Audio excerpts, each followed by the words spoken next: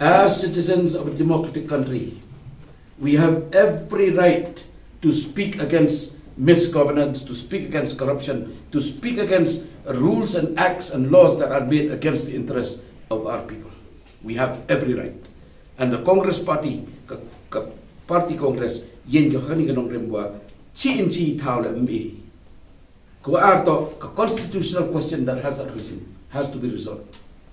Nebha ite, we are ready to stand with the people of the border area.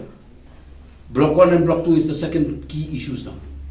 Nebha e demandi, amga demand kate, kawaya notification 1951, 148, 149, 151, dated 13th April 1951. This should be denotified and all these areas under Block 1 and Block 2 should return back as a whole. Then we will speak about how the solution will come.